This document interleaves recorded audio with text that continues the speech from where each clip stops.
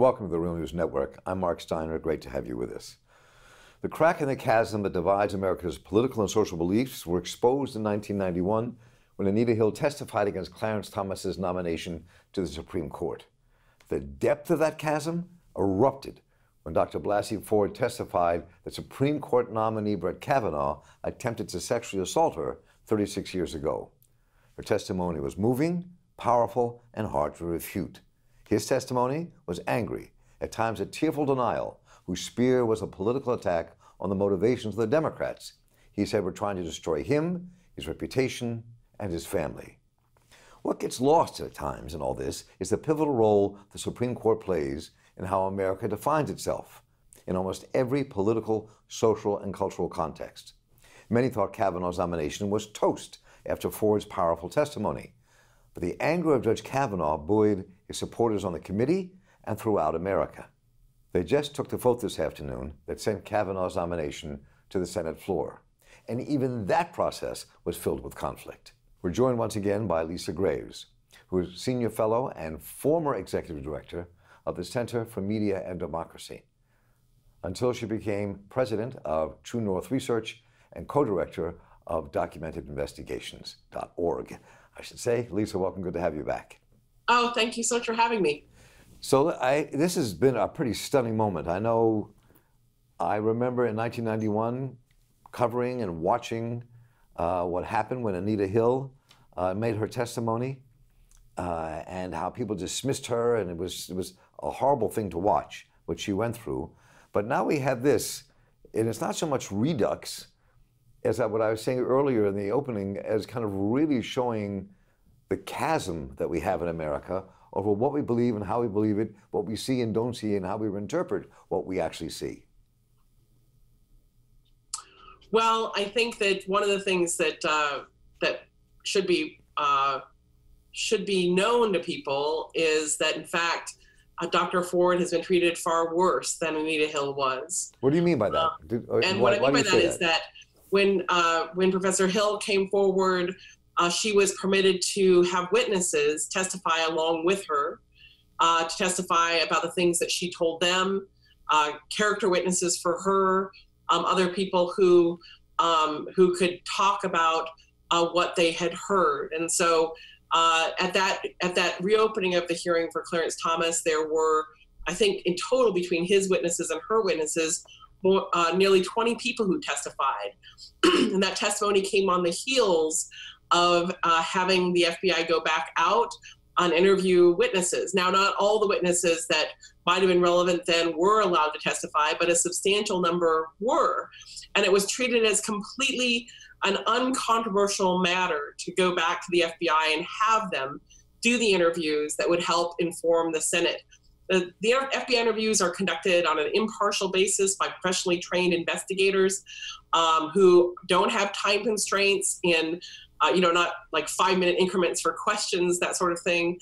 They're allowed to speak to witnesses and gather that information.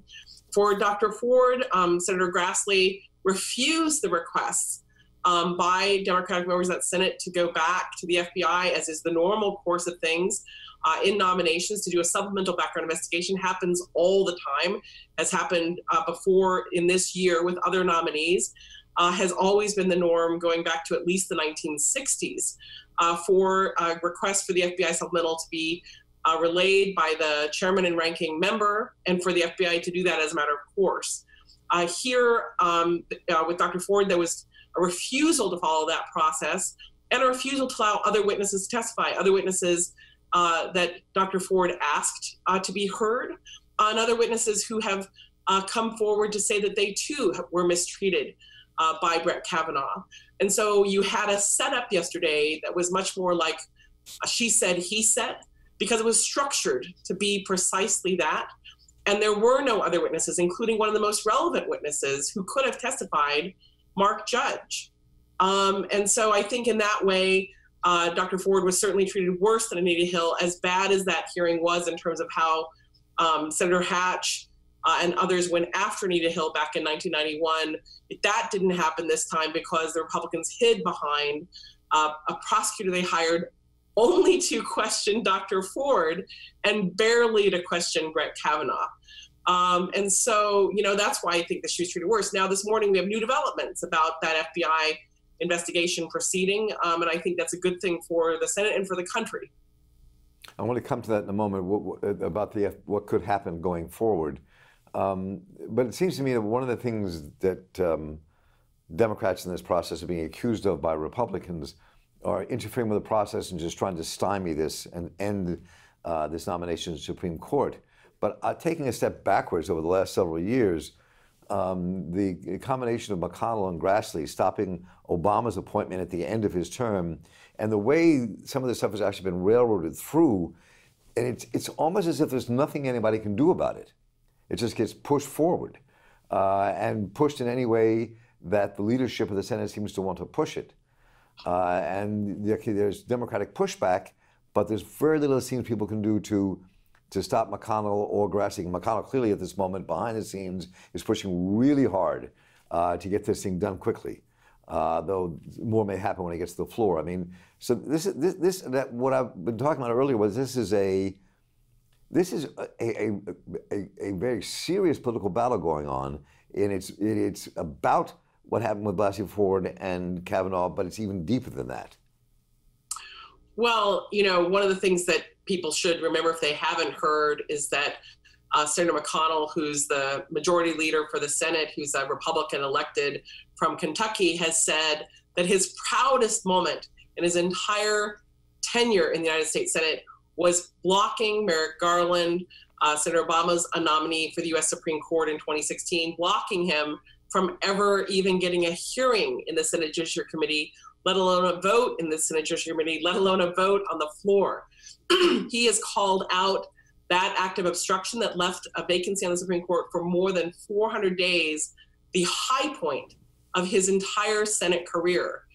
And so, this is an extremely, extremely partisan leader of the Senate, someone who then, when he has the chance now to install someone like Brett Kavanaugh, who's extremely controversial, even apart from these very serious charges against him and the evidence that has been made against him, is an extremely controversial nominee. McConnell has been determined to rush him through as quickly as possible, even promising outside special interest groups that he would deliver Brett Kavanaugh to the Supreme Court.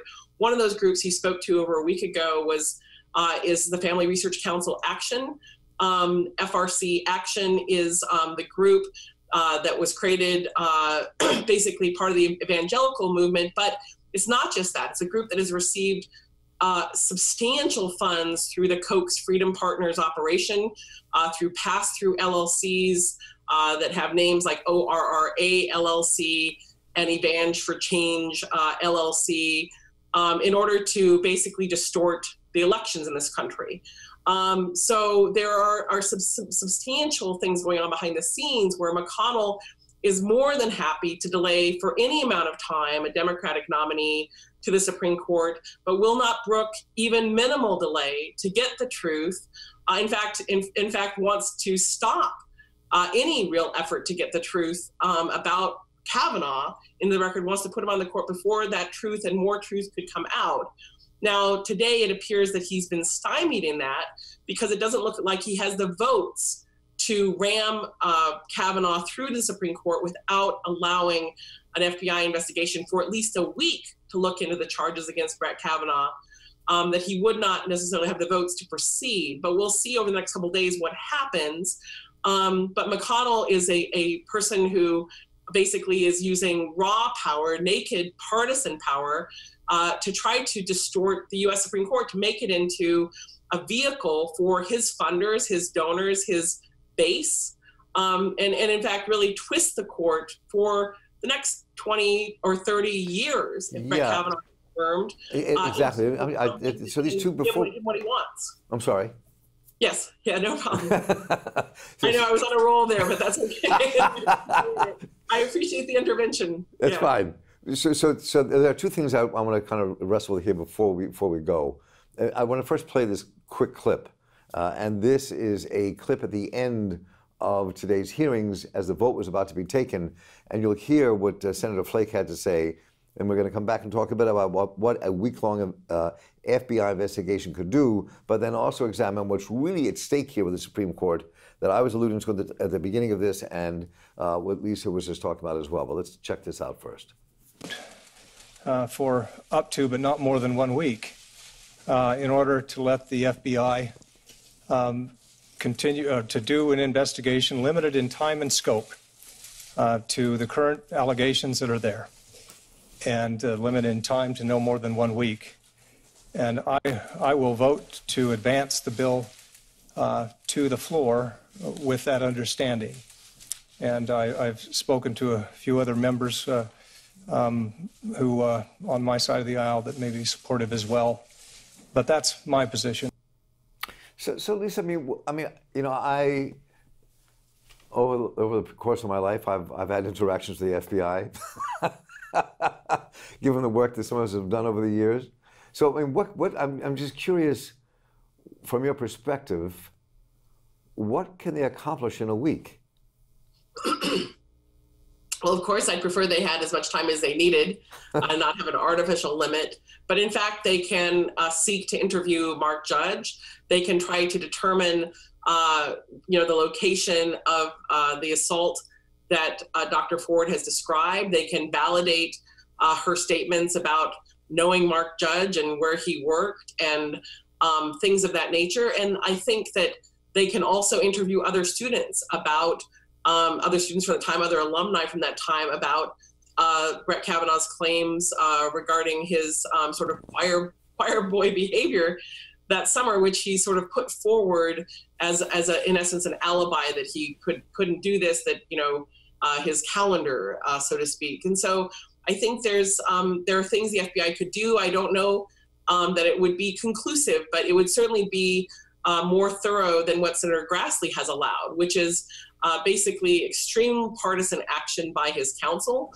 and a refusal to even have witnesses be asked questions by federal law enforcement as part of a supplemental background investigation, to take Mark Judge's letter at face without any examination, you know, is really an unacceptable way to proceed when the matters are so serious, and when in essence we're being faced with the choice, or in essence the effort, to install someone to the U.S. Supreme Court where there is credible evidence, eyewitness testimony has been given that he sexually assaulted a young woman.